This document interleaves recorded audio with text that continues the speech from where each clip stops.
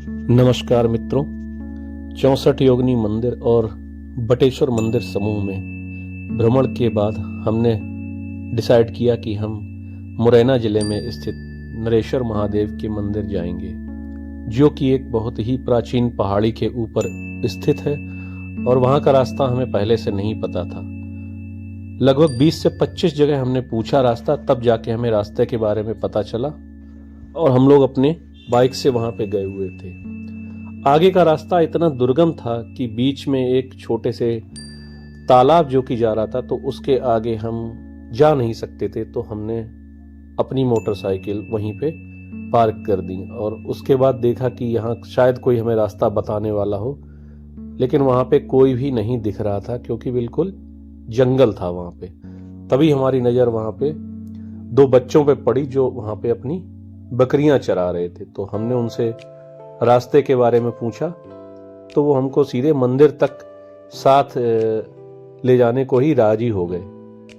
अब वही हमारे गाइड थे, वो आगे आगे चल रहे थे, हम लोग पीछे पीछे। रास्ता इतना ज़्यादा दुर्गम और पथरीला है कि किसी वाहन के जाने की संभावना की तो अब बात छोड़ दीजिए, वहाँ पैदल चलना भी काफ़ी दूभर है। बड़े बड़े पत्थरों से भरा हुआ रास्ता है और घनी झाड़ियाँ हैं। रास्ते को देख के आप ये बिल्कुल अंदाजा ही नहीं लगा पाएंगे कि ये रास्ता आगे जाके किसी मंदिर को मिलता भी होगा कि नहीं। कोई भी वहाँ पे आपको व्यक्ति नहीं दिखाई देगा, केवल घनी झाड़ियाँ हैं और एक लंबा सा सुनसान पथरीला सा रास्ता। जब लगभग 2 किलोमीटर चलने के बाद हमने देखा कि एक ऊंची सी पहाड़ी पे एक खंडहर नुमा जो मंदिर है प्राचीन, वो हमें दिखाई दिया। अब हम वहाँ पे पहुँच गए हैं। बहुत ही भव्य और प्राचीन मंदिर है ये नरेश्वर महादेव मंदिर जो कि है, इसका नाम है।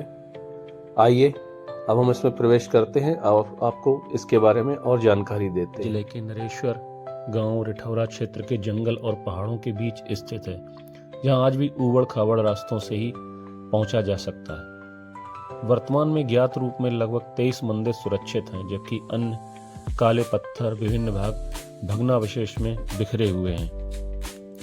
मंदिरों को देख के एकदम से ऐसा प्रतीत होता है जैसे पत्थरों को काट के एक के ऊपर एक रखा गया हो और उनके बीच किसी भी तरह के कोई मसाले इत्यादि का प्रयोग नहीं किया गया हो।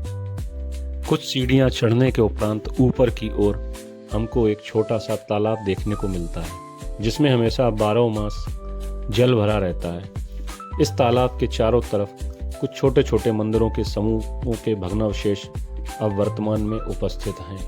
मंदिर समूह का प्रारूप ऐसी प्राकृतिक घाटियों और चट्टानों के बीच निहित है कि वर्षा के मौसम में पानी से प्राकृतिक अभिषेक का दृश्य मिलता है, जिससे शिवलिंगों पर वर्षा जल गिरकर स्वाभाविक पूजा का अनुभव देता है।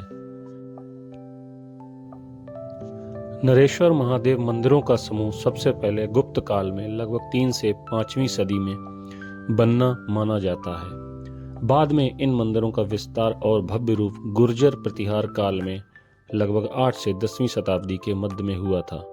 ये मंदिर समूह शिव के लिए समर्पित हैं और ऐतिहासिक रूप से शैव धर्म की प्राचीन परंपराओं से जुड़े रहे हैं। नरेश्वर का यह समूह प्राचीन शैव परंपरा के तीर्थ स्थलों में से एक है।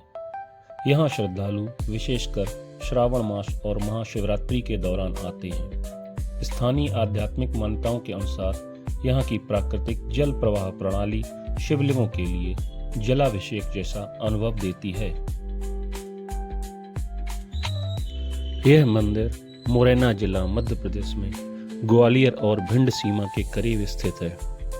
स्थानीय और आसपास के लोगों से बात करके पता चला कि यहाँ तक आने के लिए सुगम मार्ग की व्यवस्था प्रशासन द्वारा की जा रही है, ताकि अधिक से अधिक संख्या में पर्यटक और श्रद्धालु यहाँ पर पहुँच सकें।